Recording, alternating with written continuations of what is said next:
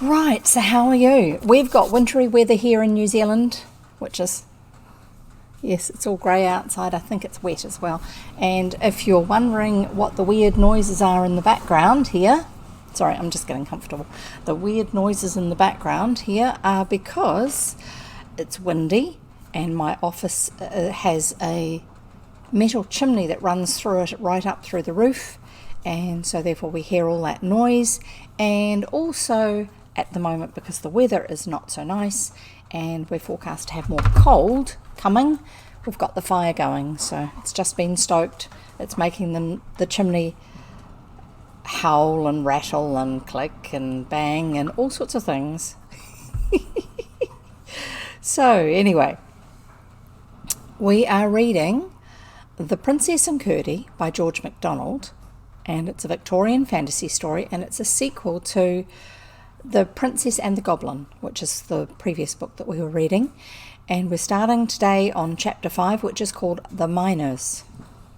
It much increased Curdie's feeling of the strangeness of the whole affair that the next morning, when they were at work in the mine, the party of which he and his father were two, just as if they had known what had happened to him the night before, began talking about all manner of wonderful tales that were abroad in the country, chiefly, of course, those connected with the mines and the mountains in which they lay.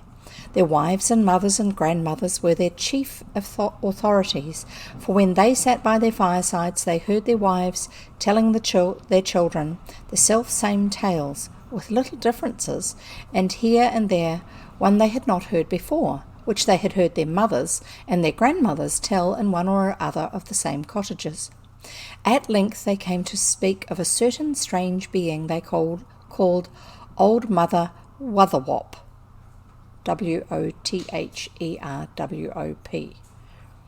Some said their wives had seen her. It appeared as they talked that not one had seen her more than once. Some of their mothers and grandmothers, however, had seen her also, and they all had told them tales about her when they were children.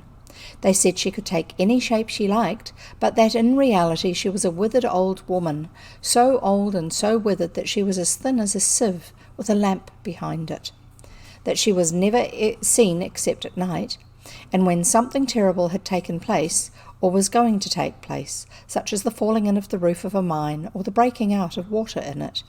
She had more than once been seen, it was always at night, beside some well, sitting on the brink of it, and leaning over and stirring it with her forefinger, which was 6 times as long as any of the rest, and whoever for months after drank of that well was sure to be ill. To this, one of them, however, added that he remembered his mother saying that whoever in bad health drank of the well was sure to get better. But the majority agreed that the former was the right version of the story, for which she was not a witch, an old hating witch, for was she not a witch, an old hating witch, whose delight was to do mischief?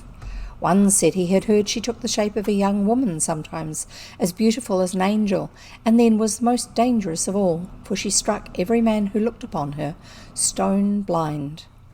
Peter ventured the question whether she might not as likely be an angel that took the form of an old woman, as an old woman that took the form of an angel. But nobody except Curdie, who was holding his peace with all his might, saw any sense in that question. They said an old woman might be very glad to make herself look like a young one, but who ever heard of a young and beautiful one making herself look old and ugly? Peter asked why they were so much more ready to believe the bad that was said of her than the good. They answered because she was bad. He asked why they believed her to be bad, and they answered because she did bad things. When he asked how they knew that, they said because she was a bad creature. Even if they didn't know it, they said a woman like that was so much more likely to be bad than good. Why did she go about at night? Why did she appear only now and then, and on such occasions? One went on to tell how one night when his grandfather had been having a jolly time of it with his friends in the market town, she had served him so upon his way home that the poor man never drank a drop of anything stronger than water after it, to the day of his death. She dragged him into a bog and tumbled him up and down in it till he was nearly dead. I suppose that was her way of teaching him what a good thing water was, said Peter. But the man, who liked strong drink, did not see the joke. "They do say," said another, "that she has lived in the old house over there ever since the little princess left it. They say, too, that the housekeeper knows all about it and is hand in glove with the old witch. I don't doubt that they have many a nice airing together on broomsticks. But I don't doubt either it's all nonsense, and there's no such person at all." "When our cow died," said another, "she was seen going round and round the cow-house the same night. To be sure, she left a fine calf behind her. I mean, the cow did, not the witch. I wonder she didn't kill that too, for she'll be a far finer cow than ever her mother was. My old woman came upon her one night not long before the water broke out in the mine, sitting on a stone on the hillside with a whole congregation of cobs about her. When they saw my wife, they all scampered off as fast as they could run, and where the witch was sitting there was nothing to be seen but a withered bracken bush. I make no doubt myself she was putting them up to it." And so they went on with one foolish tale after another, while Peter put in a word now and then, and Curdie diligently held his peace. But his silence at last drew attention upon it, and one of them said, "Come, young Curdie, what are you thinking of?" "How do you know I'm thinking of anything?" asked Curdie. "Because you're not saying anything." "Does it follow then that as you are saying so much, you're not thinking at all?" said Curdie. "I know what he's thinking," said one who had not yet spoken. "He's thinking what a set of fools you are to talk such rubbish, as if ever there was or could be such an old woman as you say. I'm sure Curdie knows better than all that comes to." "I think," said Curdie, "it would be better that he who says anything about her should be quite sure it is true, lest she should hear him, and not like to be slandered." "But would she like it any better if it were true?" said the same man. "If she is what they say, I don't know, but I never knew a man that wouldn't go in a rage to be called the very thing he was." "If bad things were true of her, and I knew it," said Curdie, "I would not hesitate to say them, for I will never give in to being afraid of anything that's bad.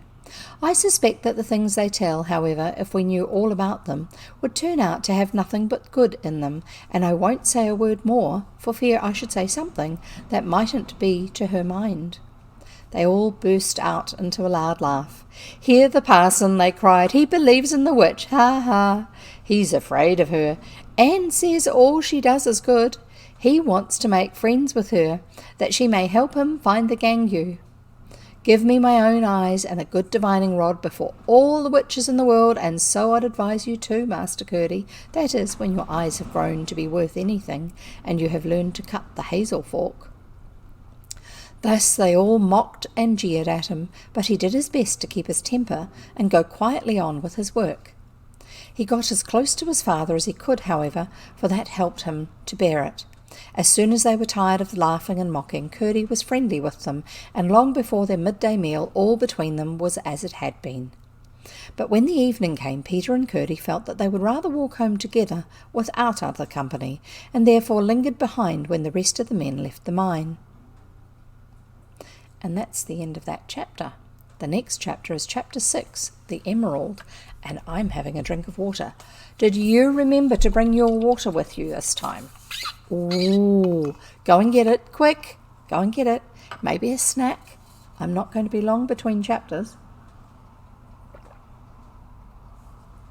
You need a snack and a drink and something comfy for sitting when you're listening to my stories, so that you can relax and listen to the story and let it draw the pictures inside your head. And if you want to, you can have pencil and paper and you can be drawing illustrations yourselves. And then you can post them over on our Discord, and I'm going to give you the link. So you can join our Discord if you haven't already and post your own pictures. And there's the link in the chat.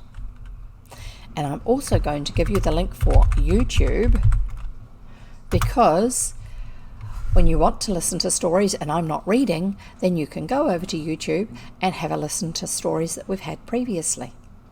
There you go. And that's filled in a little bit of time so that I can get on with the next chapter. Hi, Fores. Good to see you here. Really good to see you here. I hope you're doing well. And I know that Nikki is probably listening too, even though she doesn't log into Twitch usually. But it's good to have you all here. Wonderful. My name is Jev. with a v.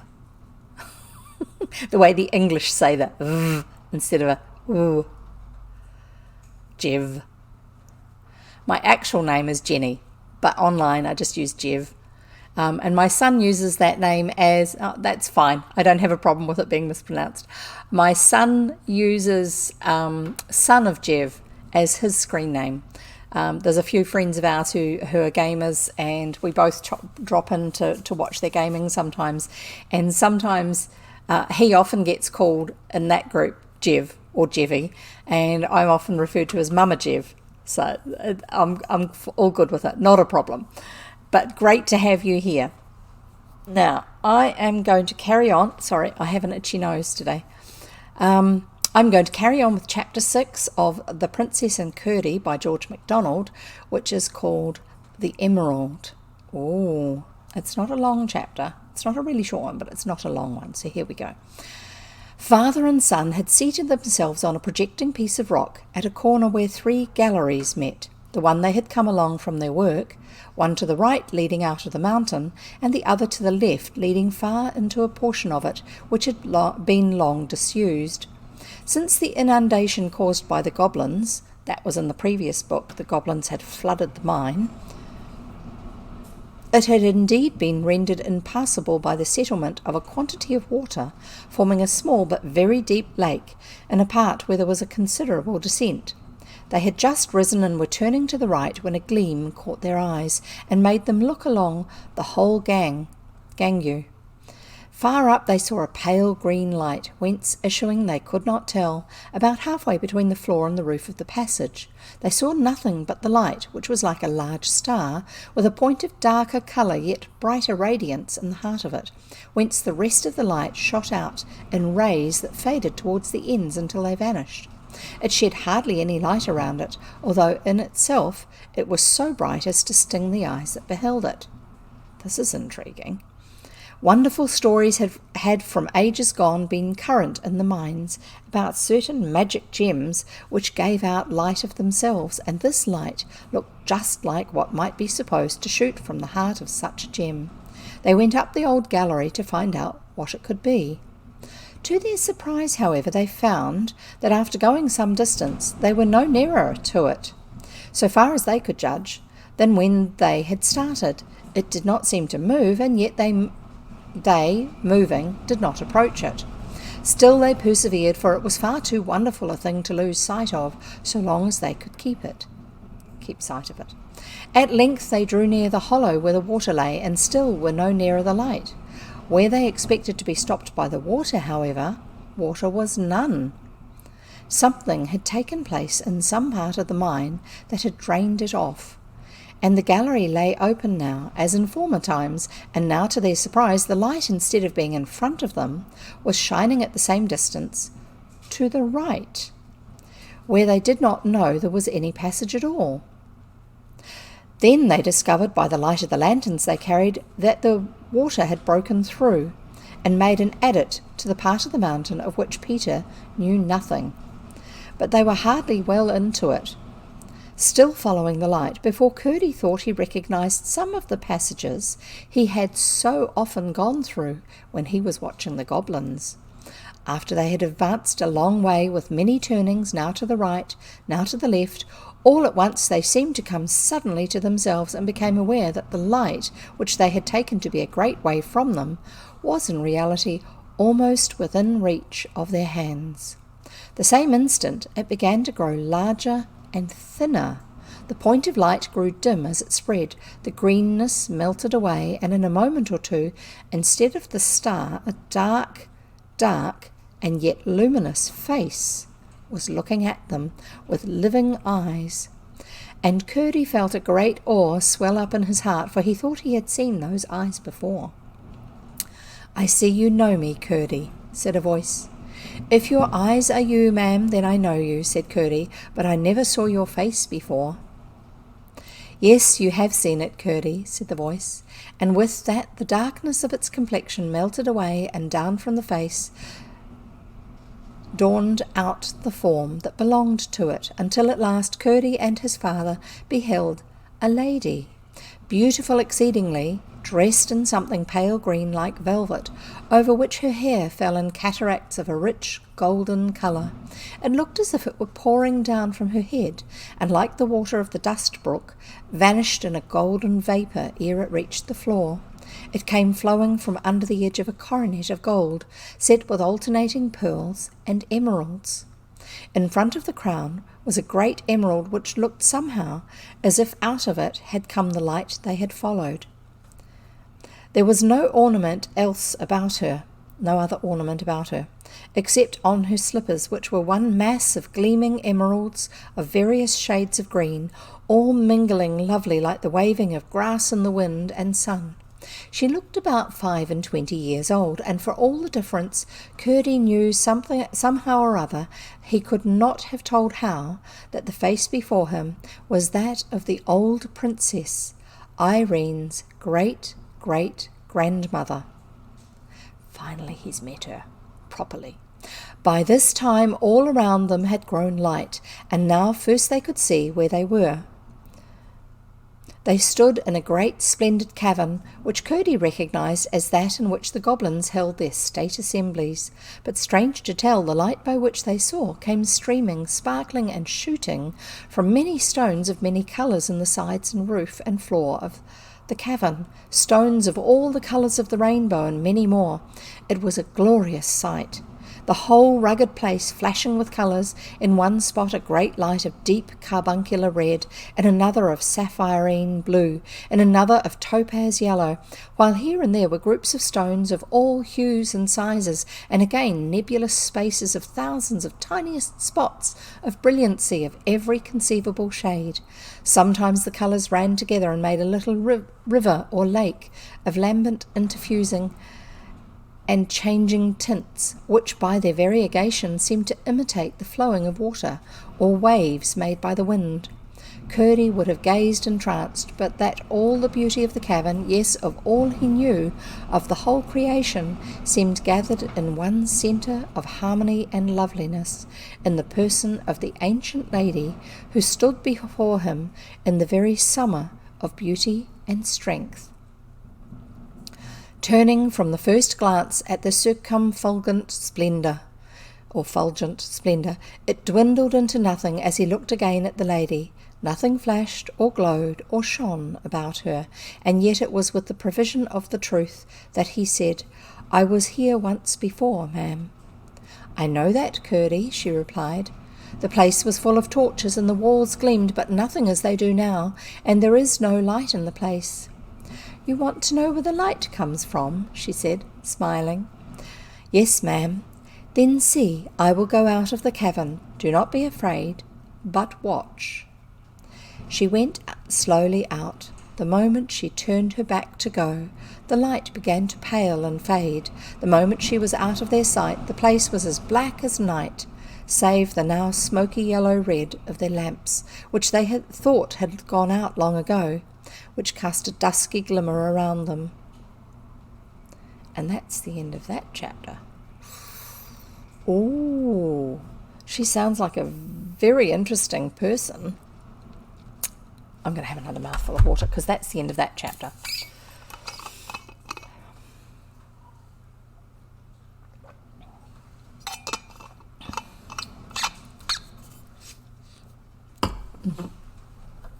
Sorry, I have an itchy nose at the moment.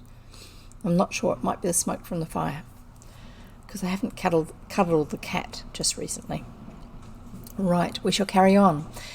Chapter 7 of The Princess and Curdie by George MacDonald. And you can tell it's written a long time ago because the language is a little bit different to the way we use English words now. The Princess and Curdie by George MacDonald, Chapter 7, What is in a Name? For a time that seemed to them long, the two men stood waiting, while still the Mother of Light did not return. Remember, she said just wait, do not fear. So long was she absent that they began to grow anxious. How were they to find their way from the natural hollows of the mountain crossed by goblin paths if their lamps should go out? To spend the night there would mean to sit and wait until an earthquake rent the mountain, or the earth herself fell back into the smelting furnace of the sun whence she had issued, for it was all night and no faintest dawn in the bosom of the world, under the ground. So long did they wait unrevisited that had there not been two of them, either would at length have concluded the vision a home-born product of his own seething brain, and their lamps were going out, for they grew redder and smokier. But they did not lose courage, for there is a kind of capillary attraction in the facing of two souls that lifts faith quite beyond the level to which either could raise it alone. They knew that they had seen the Lady of Emeralds, and it was to give them their own desire that she had gone from them, and neither would yield for a moment to the half-doubts and half-dreads that awoke in his heart. And still she who with her absence darkened their air did not return. They grew weary, and sat down on the rocky floor to wait, for wait they would. Indeed, wait they must. Each set his lamp by his knee, and watched it die. Slowly it sank, dulled, looking lazy and stupid, but ever as it sank and dulled, the image in his mind of the Lady of Light grew stronger and clearer. Together the two lamps panted and shuddered. First one, then the other went out, leaving for a moment a great red, evil-smelling snuff. Then all was the blackness of darkness, up to their very hearts and everywhere around them. Was it? No. Far away, it looked miles away, shone one minute, faint point of green light. Where? Who could tell? They only knew that it shone. It grew larger and seemed to draw nearer, until at last, as they watched with speechless delight and expectation, it seemed once more within reach of an outstretched hand. Then it spread and melted away as before, and there were eyes and a face and a lovely form, and lo, the whole cavern, blazing with lights innumerable, and gorgeous, yet soft and interfused, so blended indeed that the eye had to search and see in order to separate distinct spots of special colour. The moment they saw the speck in the vast distance, they had risen and stood on their feet. When it came nearer they bowed their heads, yet now they looked with fearless eyes, for the woman that was old and yet young was a joy to see, and filled their hearts with reverent delight. She turned first to Peter. "I have known you long," she said. "I have met you going to and from the mine, and seen you working in it for the last 40 years. How should it be, madam, that a grand lady like you should take notice of a poor man like me?" said Peter humbly, but more foolishly than he could then have understood. "I am poor as well as rich," said she. "I too work for my bread, and I show myself no favour when I pay myself my own wages. Last night when you sat by the brook, and Curdie told you about my pigeon and my spinning, and wondered whether he could believe that he had actually seen me, I heard all you said to each other. I am always about, as the miners said the other night when they talked of me as Old Mother Wotherwop." The lovely lady laughed, and her laugh was a lightning of delight in their souls. "Yes," she went on, "you have got to thank me that you are so poor, Peter. I have seen to that, and it has done well for both you and me, my friend. Things come to the poor that can't get in at the door of the rich. Their money somehow blocks it up. It is a great privilege to be poor, Peter, one that no man ever coveted, and but a very few have sought to retain, but one that yet many have learned to prize. You must not mistake, however, and imagine it a virtue. It is but a privilege, and one that, like other privileges, may be terribly misused. Hadst thou been rich, my Peter, thou wouldst not have been so good as some rich men I know. And now I am going to tell you what no one knows but myself. You, Peter, and your wife have both the blood of the royal family in your veins. I have been trying to cultivate your family tree, every branch of which is known to me, and I expect Curdie to turn out a blossom on it. Therefore I have been training him for a work that must soon be done. I was near losing him and had to send my pigeon. Had he not shot it, that would have been better, But he repented, and that shall be as good in the end. She turned to Curdie and smiled. "Ma'am," said Curdie, "may I ask questions?" "Why not, Curdie?" "Because I have been told, ma'am, that nobody must ask the king questions." "I'm reading to whoever wishes to listen. Thank you for being here." "The king never made that law," she answered, with some displeasure. "You may ask me as many as you please, that is, so long as they are sensible. Only I may take a few thousand years to answer some of them, but that's nothing. Of all things, time is the cheapest." "Then would you mind telling me now, ma'am, for I feel very confused about it, are you the lady of the silver moon?" "Yes, Curdie, you may call me that if you like. What it means is true. And now I see you dark and clothed in green, and the mother of all the light that dwells in the stones of the earth, and up there they called you Old Mother Wotherwhoop, and the Princess Irene told me that you were her great-great-grandmother, and you spin the spider threads and take care of a whole people of pigeons, and you are worn to a pale shadow with old age, and are as young as anybody can be, not to be too young, and as strong, I do believe, as I am." The lady stooped towards a large green stone bedded in the floor of the rock of the floor, and looking like a well of glassy light in it. She laid hold of it with her fingers, broke it out, and gave it to Peter. "There," cried Curdie, "I told you so. 20 men could not have done that, and your fingers are white and smooth as any lady's in the land. I don't know what to make of it." "I could give you 20 names more to call me, Curdie, and not one of them would be a false one. What does it matter how many names if the person is one?" "Ah, but it's not names only, ma'am. Look at what you were like last night and what I see you now." "Shapes are only dresses, Curdie, and dresses are only names. That which is inside is the same, all the time." "But then how can all the shapes speak the truth?" "It would want thousands more to speak the truth, Curdie, and then they could not. But there is a point I must not let you mistake about. It is one thing the shape I choose to put on, and quite another the shape that foolish talk and nursery tale may please to put upon me. Also, it is one thing what you or your father may think about me, and quite another what a foolish or bad man may see in me. For instance, if a thief were to come in here just now, he would think he saw the demon of the mine, all in green flames, come to protect her treasure, and would run like a hunted wild goat. I should be all the same, but his evil eyes would see me as I was not." "I think I understand," said Curdie. "Peter," said the lady, turning then to him, "you will have to give up Curdie for a little while." "So long as he loves us, ma'am, that will not matter much," said his father.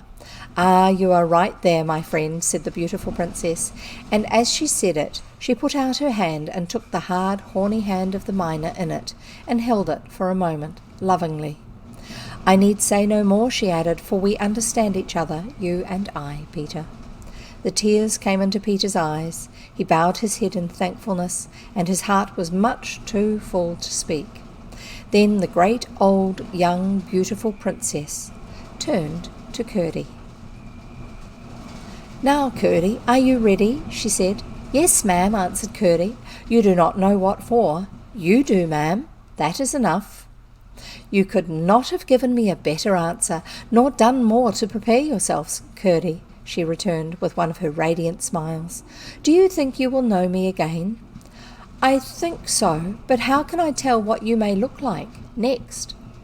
"Ah, that indeed! How can you tell, or how could I expect you should? But those who know me well know me whatever new dress or shape or name I may be in, and by you will have learned to do so too." "But if you want me to know you again, ma'am, for certain sure," said Curdie, "could you not give me some sign or tell me something about you that never changes, or some other way to know you, or thing to know you by?" "No, Curdie, that would be to keep you from knowing me." You must know me in quite another way from that. It would not be the least use to you, or me either, if I were to make you know me in that way. It would be but to know the sign of me, not to know me myself. That's a good point, actually. It would be no better than if I were to take this emerald out of my crown and give it to you to take home with you, and you were to call it me, and talk to it as if it heard and saw and loved you. Much good that would do you, Curdie. No, you must do what you can to know me, and if you do, you will. You shall see me again in very different circumstances from these, and I will tell you so much it may be in a very different shape. But come now, I will lead you out of this cavern. My good Joan will be getting too anxious about you. One word more. You will allow that the men knew little of what they were talking about this morning, when they told all those tales of old Mother Wotherwhoop. Did it occur to you to think how it was they fell to talking about me at all? It was because I came to them.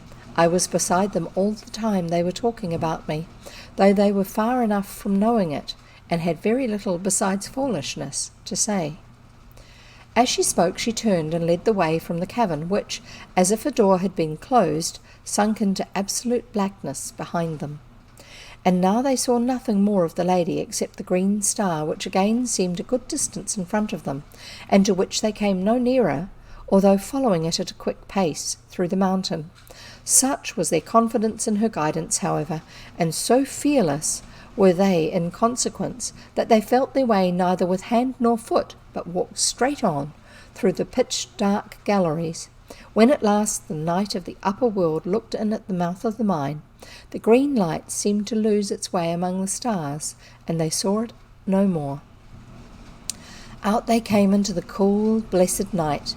It was very late, and only starlight. To their surprise, 3 paces away they saw seated upon a stone an old countrywoman in a cloak which they took for black. When they came up close to it, they saw it was red. "Good evening," said Peter. "Good evening," returned the old woman in a voice as old as herself. But Curdie took off his cap and said, "I am your servant, princess." The old woman replied, "Come to me in the Dove Tower tomorrow night, Curdie, alone." "I will, ma'am," said Curdie. So they parted, and father and son went home to wife and mother, 2 persons in one rich, happy woman.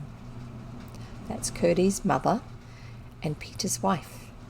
And that's the end of that chapter, and I shall read the next in a minute. But it's time, as you know, for my drink of water. And have you got your drink of water? Go on, off you go, grab your drink of water. You are allowed to drink other things too, but while I'm reading, I drink water. So that's why I mention it. It's very good for your brain to have enough water. So welcome, Rival. Thank you for being here. Thank you for listening. Great to have you here. You might have picked, I talk between chapters and at the beginning and the end of my stream, but while I'm actually reading, unless it's an explanation of something that seems odd or intriguing, I don't tend to say a lot apart from just reading the story, unless it seems absolutely necessary. So, hi. Sorry for seeming like I was rude by not saying hello earlier on. Great to see you here, and welcome. As I have said to the others previously, and you'll see the link down below, you can actually join us over on our Discord server and ask questions about the books we read, submit pictures that you've drawn or found to do with the stories that we read, and get to know others as well. Make suggestions even for other books that we can read sometime in the future. All the books I read are public domain stories, ones that were written so long ago that they're no longer within copyright, as far as I know. And for those who want to know, I am reading off a first generation iPad mini, which still works, but it's not great for doing anything else with except for reading. There's not really any apps that you can download and use for playing games, even basic games. It's too old for that, but it's brilliant for reading books on. So I take it with me, and I put a whole lot of books from Project Gutenberg, Gutenberg.org, just Gutenberg.org.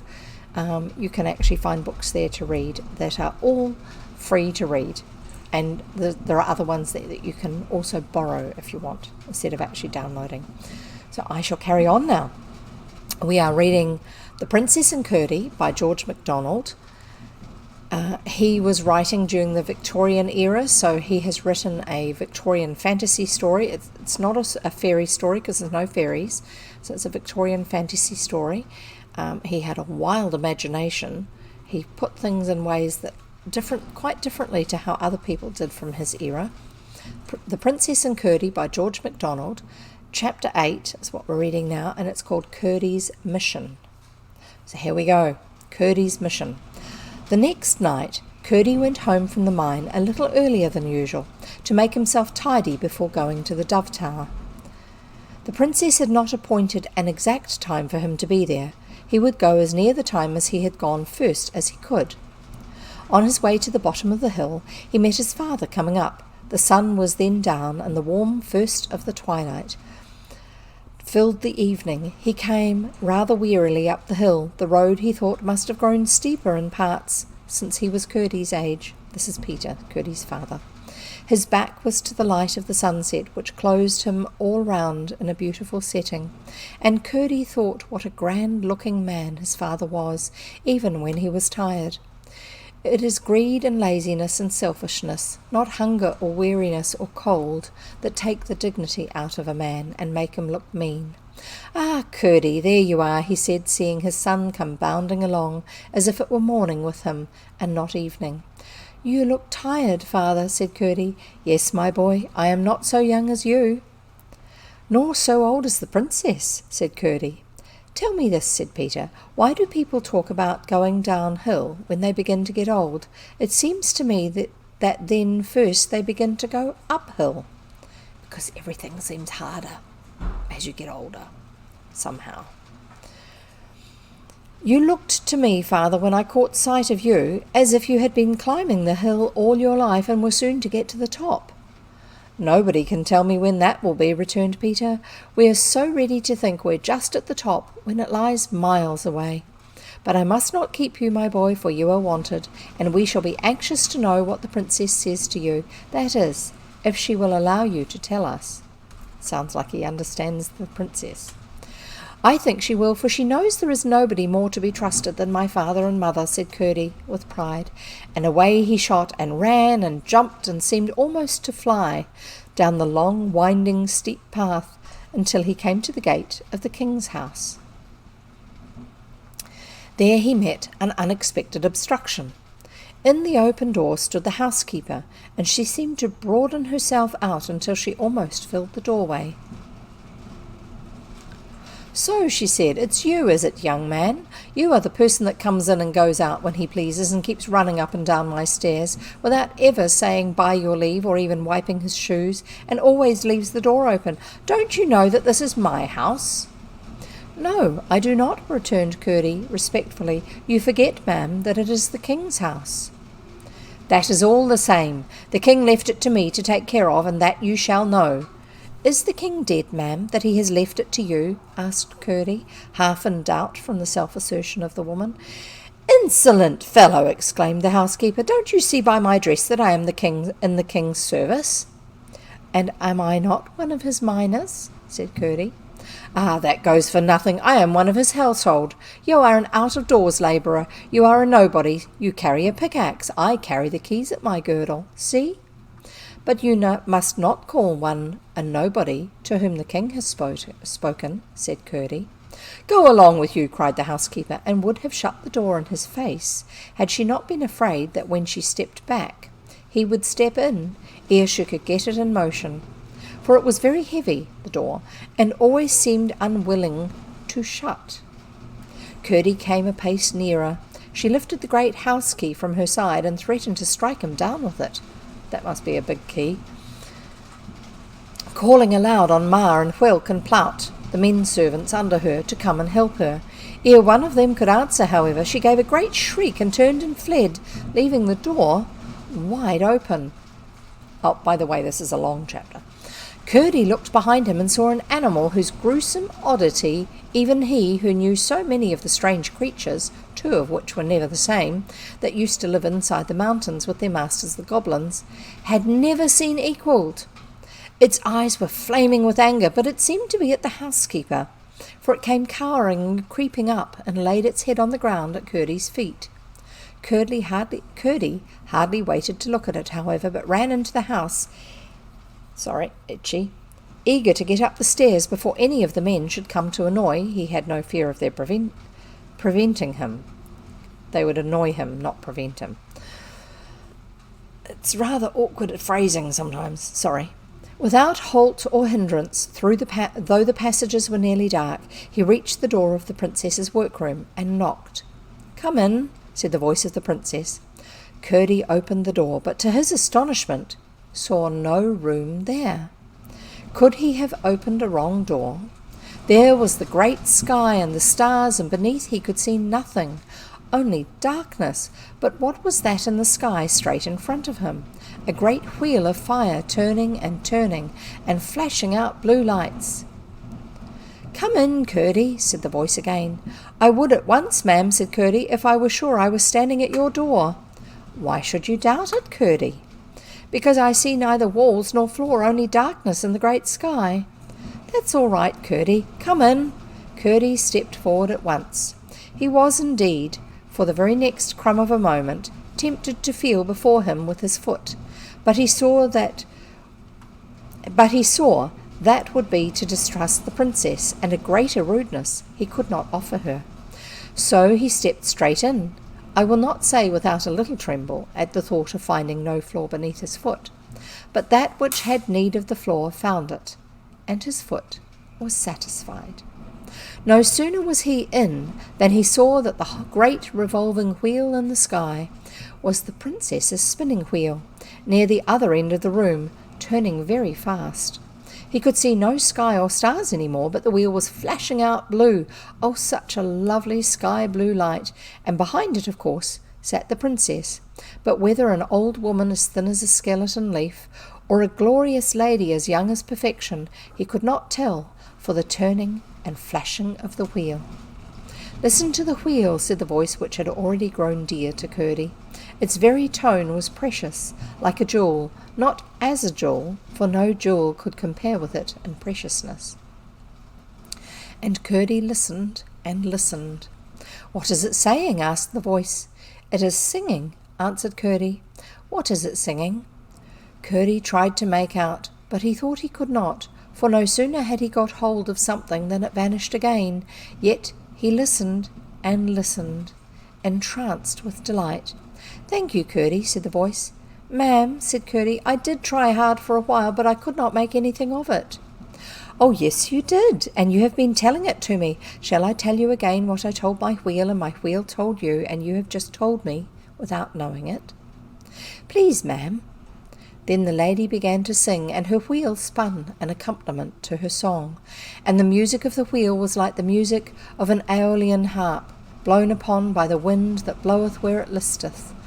Oh, the sweet sounds of that spinning wheel! Now they were gold, now silver, now grass, now palm trees, now ancient cities, now rubies, now mountain brooks, now peacock's feathers, now clouds, now snowdrops, and now mid-sea islands. But for the voice that sang through it all, although about that I have no words to tell you. It would make you weep if I were able to tell you what it was like. It was so beautiful and true and lovely. But this is something like the words of its song.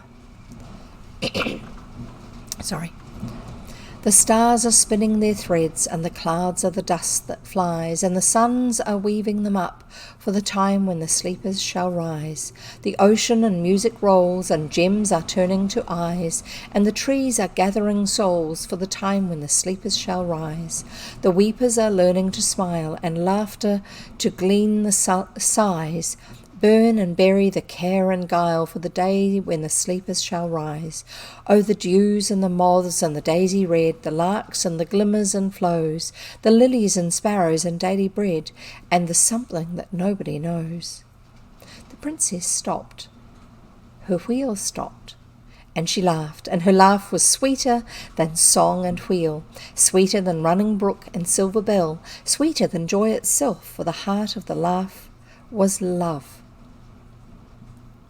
"Come now, Curdie, to this side of my wheel, and you shall find me," she said, and her laugh seemed sounding on still in the words, as if they were made of breath that had laughed. Excuse me. Curdie obeyed and passed the wheel, and there she stood to receive him, fairer than when he saw her last, a little younger still, and dressed not in green and emeralds, but in pale blue, with a coronet of silver set with pearls, and slippers covered with opals that gleamed every colour of the rainbow.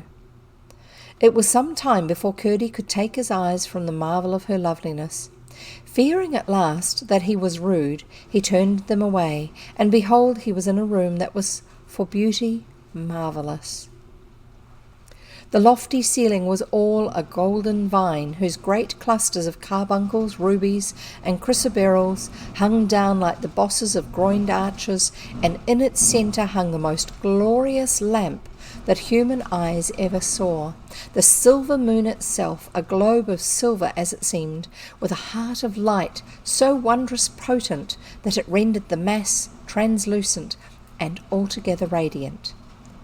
The room was so large that, looking back, he could scarcely see the end at which he entered, but the other was only a few yards from him, and there he saw another wonder. On a huge hearth a great fire was burning, and the fire was a huge heap of roses, and yet it was fire. The smell of the roses filled the air, and the heat of the flames of them glowed upon his face. He turned an inquiring look upon the lady, and saw that she was now seated in an ancient chair, the legs of which were crusted with gems, but the upper part like a nest of daisies and moss and green grass. "Curdie," she said in answer to his eyes, "you have stood more than one trial already, and have stood them well. Now I am going to put you to a harder. Do you think you are prepared for it?" "How can I tell, ma'am?"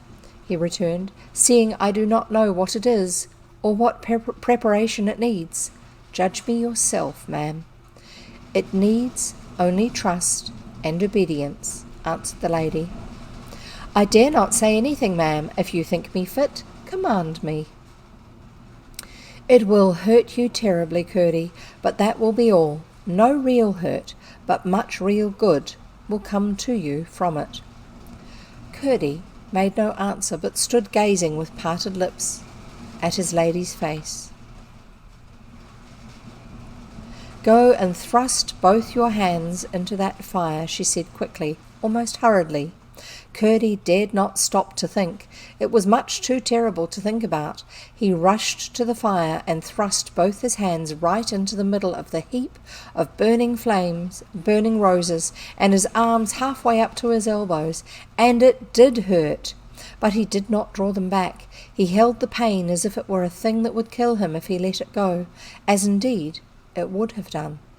He was in terrible fear lest it should conquer him, but when it had risen to the pitch that he thought he could bear it no longer, it began to fall again, and went on growing less and less, until by contrast with its former severity it had become rather pleasant. At last it ceased altogether, and Curdie thought his hands must be burnt to cinders, if not ashes, for he did not feel them at all. The princess told him to take them out and look at them. He did so, and found that all that was gone of them was the rough, hard skin. They were white and smooth, like the princess's. "Come to me," she said. He obeyed, and saw to his surprise that her face looked as if she had been weeping. "Oh, princess, what is the matter?" he cried. "Did I make a noise and vex you?" "No, Curdie," she answered, "but it was very bad." "Did you feel it too, then?" "Of course I did, but now it is over, and all is well. Would you like to know why I made you put your hands in the fire?" Curdie looked at them again, then said, "To take the marks of the work off them and make them fit for the king's court, I suppose." "No, Curdie, answered the princess, shaking her head, for she was not pleased with the answer. It would be a poor way of making your hands fit for the king's court to take off them all the signs of his service. There is a far greater difference on them than that. Do you feel none? No, ma'am. You will, though, by and by, when the time comes, but perhaps even then you might not know what you have been given, what had been given you. Therefore I will tell you. Have you ever heard what some philosophers say, that men were all animals once? No, ma'am. It is of no consequence, but there is another thing that is of the greatest consequence. This, that all men, if they do not take care, go down the hill to the animals' country, that many men are actually all their lives going to be beasts. People knew it once, but it is long since they forgot it. I am not surprised to hear it, ma'am, when I think of some of our miners. Ah, but you must beware, Curdie, how you say of this man or that man that he is travelling beastward. There are not nearly so many going that way as at first sight you might think. When you met your father on the hill tonight, you stood and spoke together on the same spot, and although one of you was going up and the other coming down, at a little distance, no one could have told which was bound in the one direction and which in the other.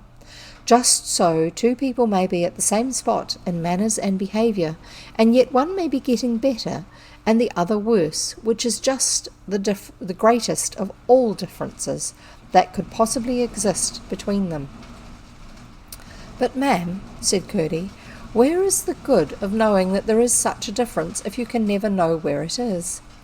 Now, Curdie, you must mind exactly what words I use, because although the right words cannot do exactly what I want them to do, the wrong words will certainly do what I do not want them to do.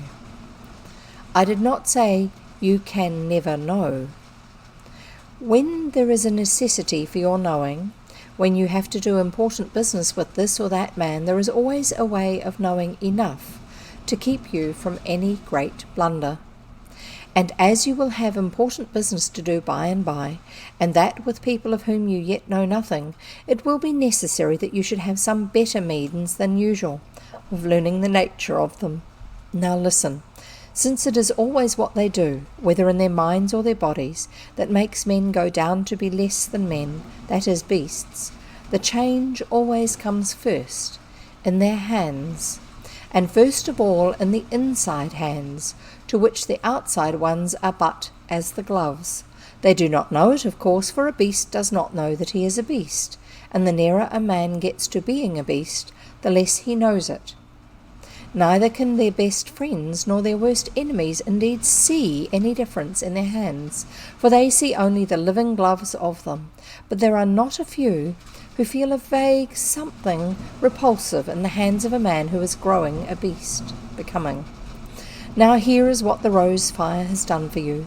It has made your hands so knowing and wise. It has brought your real hands so near the outside of your flesh gloves that you will henceforth be able to know at once the hand of a man who is growing into a beast.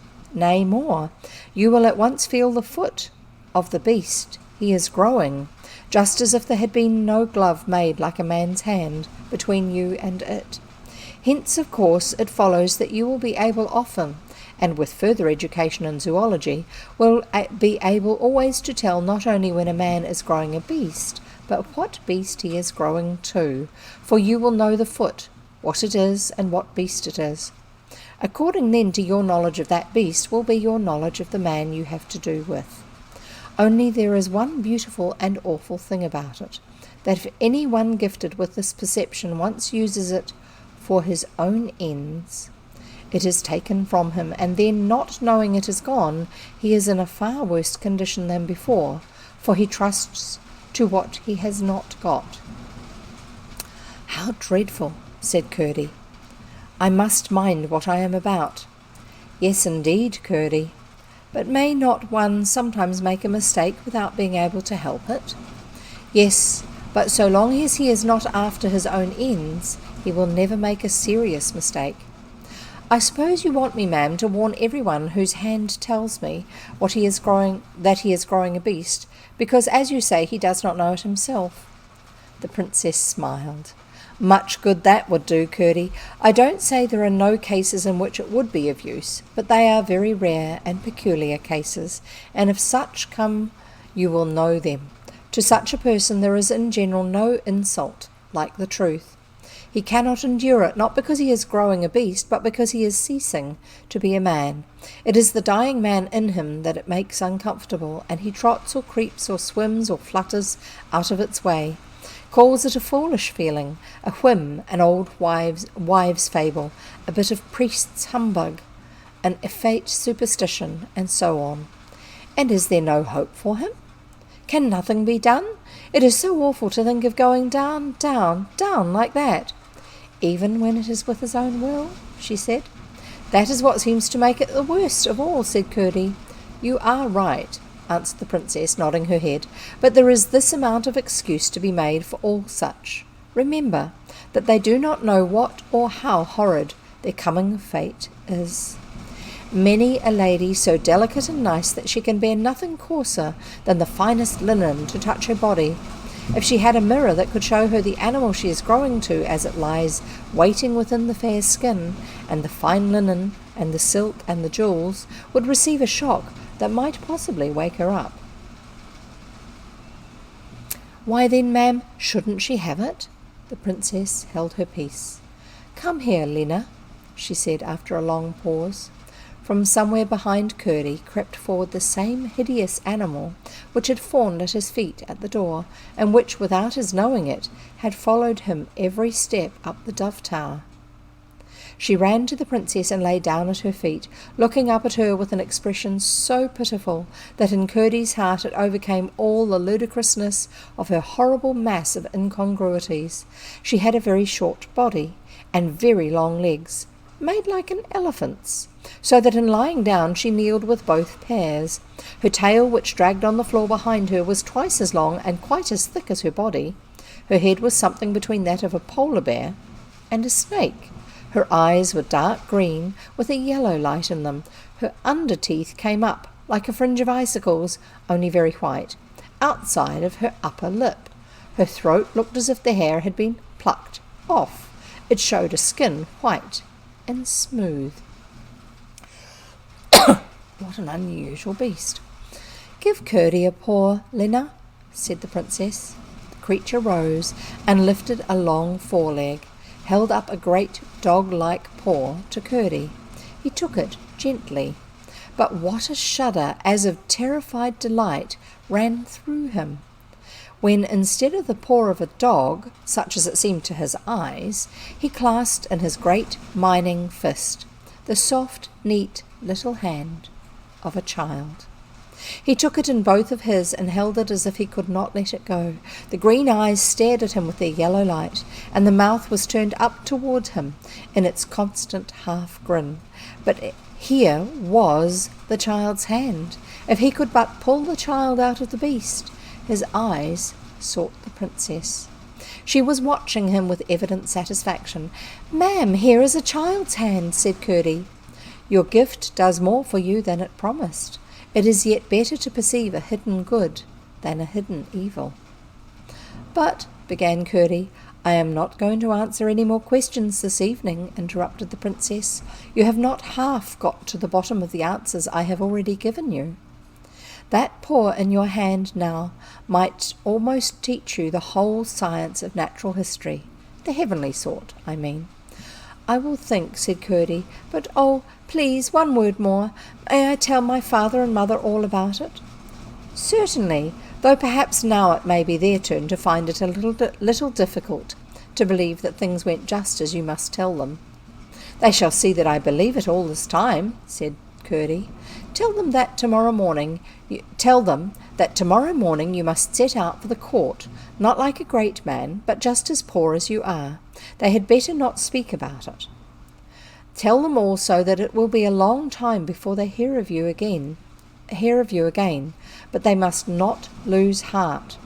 And tell your father to lay that stone I gave him last night in a safe place, not because of the greatness of its price, although it is such an emerald as no prince has in his crown, but because it will be a news-bearer between you and him, As often as he gets at all anxious about you, he must take it and lay it in the fire, and leave it there when he goes to bed. In the morning he must find it in the ashes, and if it be as green as ever, then all goes well with you. If it have lost its colour, things go ill with you. But if it be very pale indeed, then you are in great danger, and he must come to me."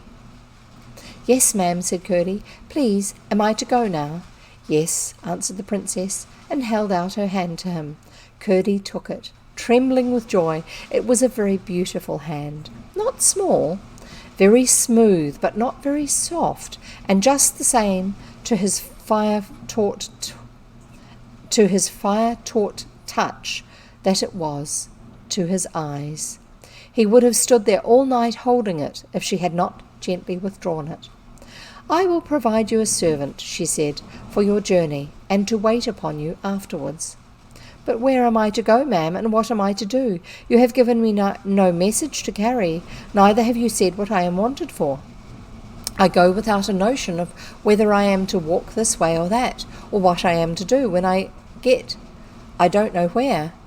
"Curdie," said the princess, and there was a tone of reminder in his own name as she spoke it, "did I not tell you to tell your father and mother that you were to set out for the court, and you know that lies to the north? You must learn to use far less direct directions than that. You must not be like a dull servant that needs to be told again and again before he will understand. You have orders enough to start with, and you will find as you go on, and as you need to know, what you have to do. But I warn you that perhaps it will not look the least like what you may have been fancying I should require of you. I have one idea of you and your work, and you will have another. I do not blame you for that. You cannot help it yet, but you must be ready to let my idea, which sets you working, set your idea right. Be true and honest and fearless, and all shall go well with you and your work, and all with whom your work lies, and so with your parents, and me too, Curdie," she added after a little pause. The young miner bowed his head low, patted the strange head that lay at the princess's feet, and turned away. As soon as he passed the spinning wheel, which looked in the midst of the glorious room just like any wheel you might find in a country cottage, old and worn and dingy and dusty, the splendour of the place vanished, and he saw but the big bare room he seemed at first to have entered, with the moon, the princess's moon, no doubt, shining in at one of the windows upon the spinning wheel. And that's the end of that chapter. And I'm going to have a drink of water, and we will read one more chapter, because it's now after 4 o'clock here in New Zealand, and I read one chapter after 4 o'clock. Unless it's a really long one, then we might not. So how are you all doing? Now the story is starting to happen. It's not just lots of talk, I think.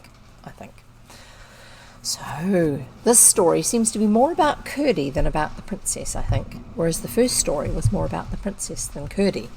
I'm just going to put our links over here in the chat for those of you who have arrived later than the others. Discord. Yep, that's Discord. So we have a Discord server, and the idea with the Discord server is to get to know others who come here to have a listen to the stories. Not that you have to, but just if you want to. One of the things that we've got there is one of the channels is for if you have ideas for other stories we can read when we've finished the current story that we're reading. But I would like them to be old stories, not new stories, and preferably children's stories, old children's stories. So Victorian era stories, Edwardian even. I don't know about Georgian, which is before Victorian, because I don't think I've read any from that era. And also we have a YouTube channel, YouTube, which I have just put on the chat there for you. And on our YouTube channel, you will find that there are a series of playlists of previous books that I've read, and also the stories that I am currently reading get broadcast over there about 2 weeks after I've read them here, because Twitch doesn't keep them any longer than that. So the idea is that you can then, if you've missed a day's reading, because I read 3 times a week, you can then go over to YouTube a bit later on, obviously, and you can actually catch up with the ones that you've missed. You can also listen to some of the stories that we've read previously, like Millie Molly Mandy, The Wind in the Willows, Alice in Wonderland, Through the Looking Glass, The Secret Garden, and A Little Princess. So those are some of the other ones that we've read. And I am ready now to read the next chapter, which is the last one for today, from The Princess and Curdie by George MacDonald, a Scottish gentleman in the Victorian era. And it's chapter 9, called Hands. Curdie went home pondering much and told everything to his father and mother. As the old princess had said, it was now their turn to find what they heard hard to believe. And I'm really sorry about the noise, but yes, we've got bad weather outside here, and you're hearing it because my office has a metal chimney running through it that catches the noise of the wind and the rain. So I'll carry on. As the old princess had said, it was now their turn to find what they heard hard to believe. If they had not been able to trust Curdie himself, they would have refused to believe more than half of what he reported. Then they would have refused that half too, and at last would most likely for a time have disbelieved in the very existence of the princess, what evidence their own senses had given them notwithstanding. For he had nothing conclusive to show in proof of what he told them. When he held out his hands to them, his mother said they looked as if he had been washing them with soft soap, only they did smell of something nicer than that, and she must allow it was more like roses than anything else she knew. His father could not see any difference upon his hands, but then it was night, he said, and their poor little lamp was not enough for his old eyes. As to the feel of them, each of his own hands, he said, was hard and horny enough for 2, and it must be the fault of the dullness of his own thick skin that he felt no change on Curdie's palms. In other words, hard manual labour workers' hands, from someone who's wielded a pickaxe for many, many years and thrown rocks, or that sort of thing. Here, Curdie, said his mother, try my hand and see what beast's paw lies inside it. No, mother, answered Curdie, half beseeching, half indignant. I will not insult my new gift by making a pretence to try it. That would be mockery. There is no hand within yours but the hand of a true woman, my mother. I should like you just to take hold of my hand, though, said his mother. You are my son, and may know all the bad there is in me. Then at once Curdie took her hand in his, and when he had it, he kept it, stroking it gently with his other hand. Mother, he said at length, your hand feels just like that of the princess. What, my horny, cracked, rheumatic old hand with its big joints and its short nails all worn down to the quick with hard work, like the hand of the beautiful princess? Why, my child, you will make me fancy your fingers have grown very dull indeed instead of sharp and delicate, if you talk such nonsense. Mine is such an ugly hand I should be ashamed to show it to any but the one that loved me. But love makes all safe, doesn't it, Curdie? Well, mother, all I can say is that I don't feel a roughness or a crack or a big joint or a short nail. Your hands feel just and exactly as near as I can recollect, and it is not now more than 2 hours since I had it in mine. Well, I will say very like indeed to that of the old princess. Remember the description included that they were strong hands and they weren't the softest hands.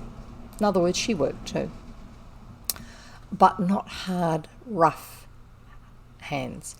Go away, you flatterer, said his mother with a smile that showed how she prized the love that lay beneath what she took for its hyperbole. The praise even which one cannot accept is sweet from a true mouth. If that is all your new gift can do, it won't make a warlock of you, she added. Mother, it tells me nothing but the truth, insisted Curdie. However, unlike the truth it may seem, it wants no gift to tell what anybody's outside hands are like, but by it I know your inside hands. are like the princesses." "And I am sure the boy speaks true," said Peter. "He only says about your hand what I have known ever so long about yourself, Joan. Curdie, your mother's foot is as pretty a foot as any lady's in the land, and where her hand is not so pretty, it comes of killing its beauty for you and me, my boy. And I can tell you more, Curdie. I don't know much about ladies and gentlemen, but I am sure your inside mother must be a lady, as her hand tells you. And I will try to say how I know it. This is how, when I forget myself, looking at her as she goes about her work, and that happens oftener as I grow older, I fancy for a moment or two that I am a gentleman, and when I wake up from my little dream it is only to feel the more strongly that I must do everything as a gentleman should. I will try to tell you what I mean, Curdie. If a gentleman, I mean a real gentleman, not a pretend one, of which sort they say there are many above ground, if a real gentleman were to lose all his money and come down to work in the mines to get bread for his family, do you think, Curdie, he would work like the lazy ones? Would he try to do as little as he could for his wages? I know the sort of true gentleman, pretty near as well as he does himself. And my wife, that's your mother, Curdie, she is a true lady. You may take my word for it's she that makes me want to be a true gentleman. Wife, the boy is in the right about your hand." "Now, father, let me feel yours," said Curdie, daring a little more. "No, no, my boy," answered Peter. "I don't want to hear anything about my hand or my head or my heart. I am what I am, and I hope growing better, and that is enough. No, you shan't feel my hand. You must go to bed, for you must start with the sun." It was not as if Curdie had been leaving them to go to prison, or to make a fortune, and although they were sorry enough to lose him, they were not in the least heartbroken or even troubled at his going. As the princess had said he was to go like the poor man he was, Curdie came down in the morning from his little loft, dressed in his working clothes. His mother, who was busy getting his breakfast for him while his father sat reading to her out of an old book, would have had him put on his holiday garments, which she said would look poor enough amongst the fine ladies and gentlemen he was going to. But Curdie said he did not know that he was going amongst ladies and gentlemen, and that as work was better than play, his work-day clothes must on the whole be better than his play-day clothes. And as his father accepted the argument, his mother gave in. When he had eaten his breakfast, she took a pouch made of goatskin with the long hair on it, and filled it with bread and cheese, and hung it over his shoulder. Then his father gave him a stick he had cut for him in the wood, and bade him good-bye, rather hurriedly, for he was afraid of breaking down. That means crying. As he went out, he caught up his mattock, that's his pickaxe with the hammer end on it, and took it with him. It had on the one side a pointed curve of strong steel for loosening the earth and the ore, and on the other a steel hammer for breaking the stones and rocks. Just as he crossed the threshold, the sun showed the first segment of his disk above the horizon. And that's the end of the chapter and today's reading. And so we'll finish there. So I welcome you to come over and join us on our Discord server, or to subscribe to my channel, my YouTube channel, so that you'll get notified anytime one of my videos is posted over there. Actually, yes, if you follow me here, you'll get notified as well when I go live. So there you go. And I look forward to seeing you again next time, and we shall find out what adventures Curdie is going to get up to, because I'm sure something's going to happen. And what is it about this helper that he's going to have? I hope we're going to find out in the next chapter. The next chapter is just to tease you a little, is chapter 10. It's called The Heath. A heath is like a moor, I think, kind of, sort of like wild country with different plants growing on it, but not lots of people living there as far as I know. So we shall find out next time, and next time will be Wednesday, because today is Monday here in New Zealand. And we will see you next time, and I look forward to it, reading you more of the story. So go and have a good week. Bye.